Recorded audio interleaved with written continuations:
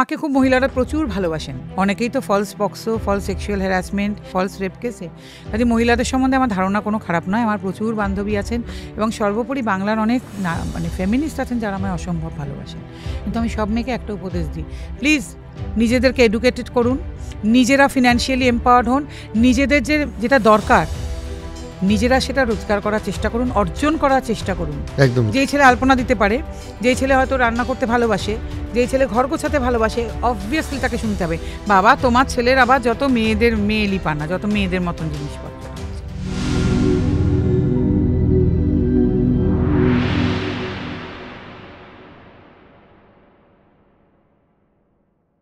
পুরুষ অধিকার কর্মী হিসাবে সমাজের মহিলাদের নিয়ে আপনার ধ্যান ধারণাটা কি? না, আমাকে খুব মহিলারা প্রচুর ভালোবাসেন, প্রচুর মহিলা আছেন যারা আমায় ভালোবাসেন, রেসপেক্ট করেন, আমার সঙ্গে কাজ করেন। কারণ আমার এই ছেলেদের যারা মায়েরা, বোনেরা, অনেকে স্ত্রীরা, কারণ অনেকেই তো false POCSO, false sexual harassment, নানান ইয়েতে ভীষণভাবে হেনস্থা হয়ে আছেন, ফলস রেপ কেসে। কাজে মহিলাদের সম্বন্ধে আমার ধারণা কোনো খারাপ নয়। আমার প্রচুর বান্ধবী আছেন এবং সর্বোপরি বাংলার অনেক ফেমিনিস্ট আছেন যারা আমায় অসম্ভব ভালোবাসেন।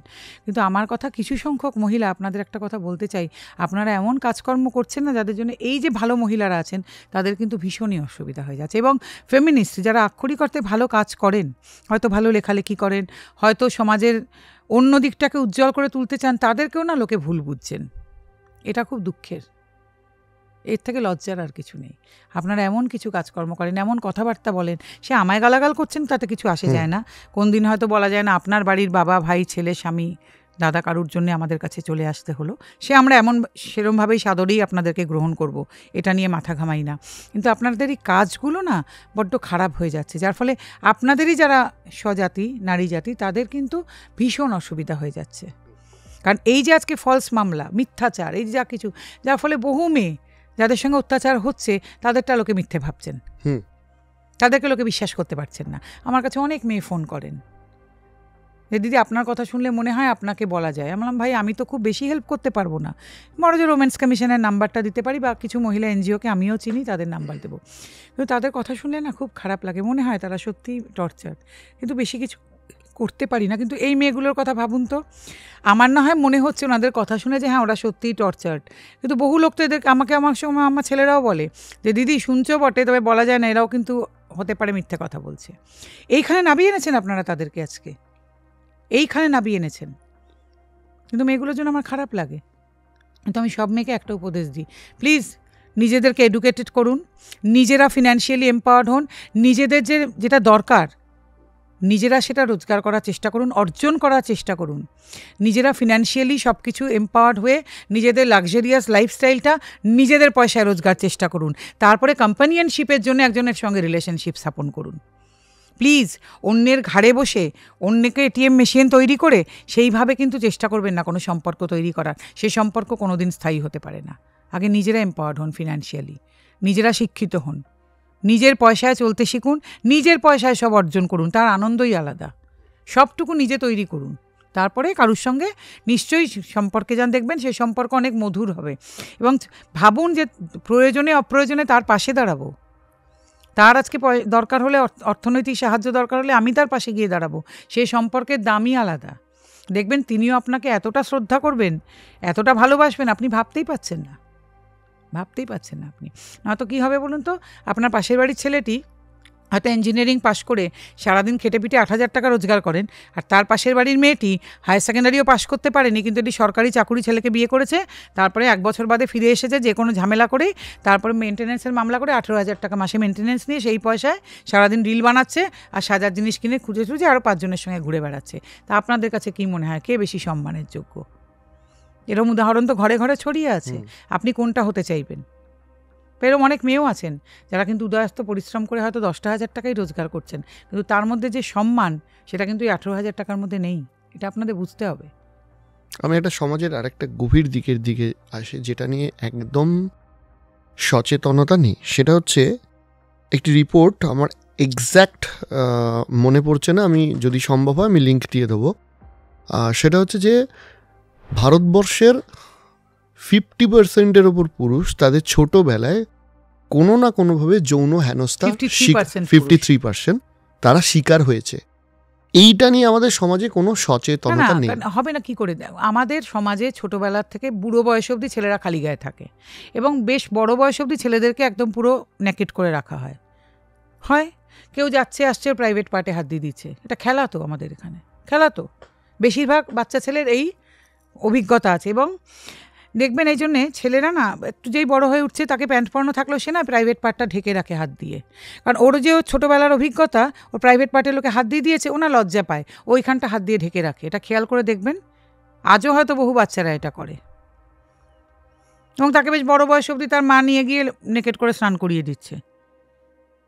কিন্তু মেয়েরা একটু বড় হলেই তাদেরকে জামা কাপড় পরানো হচ্ছে। আমি খারাপ বলছি না সেটা কিছু, কিন্তু ছেলেদের সঙ্গে এই রেওয়াজটাই আমাদের দেশে তো তৈরি হয়নি, বিদেশের কথা আমি জানি না, এদেশে তো এই রেওয়াজটাই নেই। এবং অনেকে আবার ছেলেরা যদি বলে না যে আমরা গেঞ্জি পরে থাকবো, বলে বাবা তুই আর মেয়েদের মতো বেশি জামা কাপড় পরে ভাব দেখাচ্ছিস, এরকম। এই হচ্ছে আমাদের দেশের কনসেপ্ট। অনেক ছেলে আছে তো সে একটু ভদ্রসভ্য ওরমভাবে থাকতে চায়, তখনই কিন্তু শুনতে হবে তাকে, আমি লিখে দিলাম, বাবা তুই এবার বেশি মেয়েদের মতন জামা কাপড় পরে ঢং দেখাচ্ছিস। একদম। যেই ছেলে আলপনা দিতে পারে, যেই ছেলে হয়তো রান্না করতে ভালোবাসে, যেই ছেলে ঘর গোছাতে ভালোবাসে, অবভিয়াসলি তাকে শুনতে হবে, বাবা তোমার ছেলের আবার যত মেয়ে লিপানা, যত মেয়েদের মতন জিনিসপত্র তোমার ছেলে। সেকেন্ড, আমি আর একটা খুব ইম্পর্টেন্ট আপনি বললেন বলে মনে পড়লো, যে বহু ছেলে নাচ শিখছে, এদেরকে কিন্তু সমাজে শুনতে হয় যে মেয়েদের মতো নাচ করছিস, কিন্তু শিল্পের তো কোনো লিঙ্গ হয় না। না সবচেয়ে লজ্জার এবং কি বলবো মানে অবাক হওয়ার বিষয়, ভারতবর্ষের এই তো পেরিয়ে এলাম তার জন্মদিন 8ই ডিসেম্বর, ভারতবর্ষের নৃত্যের দেবতা উদয় শঙ্কর, কি গুরু কেলুচরণ মহাপাত্র, গুরু বীরজু মহারাজ, আরও রাজা রেড্ডি, যতজন আছেন সবাই পুরুষ মানুষ। ভারতের নৃত্যকে যারা বিশ্বের দরবারে নিয়ে গেলেন সবাই পুরুষ মানুষ, এবং পৃথিবীরও সেরা নৃত্যশিল্পী অনেক পুরুষ মানুষরা রয়েছে। আচ্ছা আমাদেরকে দেশে কথা মানে কাজের একটা লিঙ্গ ভিত্তিক ভাগ করে দেওয়া হচ্ছে। না কিসের লিঙ্গ ভাগ করছি আমরা? যে এই নৃত্যর দেবতারাই সব ভারতবর্ষের পুরুষ মানুষ, যারা ভারতবর্ষের নৃত্যকে নিয়ে গেলেন দরবারে, কিন্তু সাধারণ ছেলেরা নাচ করতে চাইলেই তখন গন্ডগোল। হ্যাঁ, এবং আমি যেহেতু শিল্পীদের নিয়ে কাজ করি, এটা আমার একটা অভিজ্ঞতা। বহু ছেলে সে হয়তো ভালো একজন নাচের শিল্পী হতে পারত, সে কিন্তু এই কারণেই নাচটা শেখেনি, কারণ সমাজ তাকে বলবে যে তুই মেয়েদের মতো, বাবা মাই তো বলবে তুই আবার মেয়েদের মতো নাচ শিখ, মেয়েদের মতো নাচ। এবং অনেক ক্ষেত্রে আমি এটাও দেখেছি যে ছেলে হয়তো নৃত্যশিল্পী এবং সে খুব রেপুটেড নৃত্যশিল্পী, তার বাবা মা সেই প্রফেশনটা বলতেও লজ্জা পায়। আমার কাছে, আমি তো যেহেতু এই পুরুষ অধিকার নিয়ে কাজ করি বলে, মানে বাংলার প্রায় বহু নামী পুরুষ নৃত্যশিল্পীর সঙ্গে আমার পরিচয়। ওরা আমার গণেশ পুজো এসে গণেশ বন্দনা সব তো ওরাই করে, ওদের সমস্ত অনুষ্ঠানে আমি যাই, মানে তারা তো একদম দারুণ মানে নৃত্যশিল্পী, তাদের স্কুলের সমস্ত কি ফাংশন। কিন্তু আমার খুব খারাপ লাগে যে মা বাবারা এগুলো বুঝে উঠতেই পারলেন না। এটা আমার খুব খারাপ লাগে এদের কাছে, যে সমস্ত প্রফেশনই, মানে কোনো প্রফেশন ছোট নয়, যে কোনো প্রফেশনে যে কেউ নাম করতে পারেন। এদিকে আপনারা ইকুয়ালিটির কথা বলেন, এখানেও তো আবার ইকুয়ালিটি নেই। মেয়ে নাচ করলে ভালো, ছেলে নাচ করলে খারাপ। ইভেন ছেলেরা গান গাইলেই বা কতটুকু বাবা মা ভীষণ খুশি হন, ছেলে মানে খালি ডাক্তার আর ইঞ্জিনিয়ার হবে, তাহলেই খুব ভালো। ডেফিনেটলি। আর একটা কথা, বা মানে আমাদের শেষ প্রশ্ন, এটা অনেক মানুষের প্রশ্ন, আমাকে বহু মানুষ জিজ্ঞেস করে যে আমি আমার ব্যক্তিগত জীবনে খুবই ভুগছি, দিদির কাছে যাবো কি করে, পৌঁছাবো কি করে? হ্যাঁ ডেফিনেটলি, আমাদের তো হেল্পলাইন নাম্বার আছে, আমাদের অফিস কসবায় রুবি হসপিটালের কাছে, সপ্তাহে রোজ খোলা থাকে, আমাদের কোনো বন্ধ নেই, দুপুর 12টা থেকে 7টা, এবং হেল্পলাইন নাম্বার আছে, সেগুলো চাইলে আমি দিয়ে দিতে পারি আপনারা চালাতে পারেন, কোনো অসুবিধা নেই। আমাদের হেল্পলাইন নাম্বারও সবসময় খোলা, যে কেউ আসতে পারেন আমাদের এখানে, কোনো সমস্যা নেই। অবশ্যই দিদি, অসংখ্য ধন্যবাদ। আপনার সাথে আমার একটা মানে আপনার আলোচনা, আপনার লড়াই, সবাইকে এটা জানেন যে আপনি আমাদের একজন সেরা পুরুষ এবছরের, সেটা কি সবাইকে জানানো হয়েছে? হ্যাঁ জানানো হয়েছে, এবার যারা জানেন না আমি ছবিটাও শেয়ার করে দেব। মেন্স ফোরামে যে সেরা, প্রত্যেক বছর সমাজে সেরা পুরুষ হয়, অরিজিৎ চক্রবর্তী এবছর সাংস্কৃতিক ক্ষেত্রে তার একজন সেরা পুরুষ, এবং আমিও ওনার থেকে সবসময় আমাদের যে কোনো অনুষ্ঠানে হোক ওনাদেরকে পাশে পেয়েছি।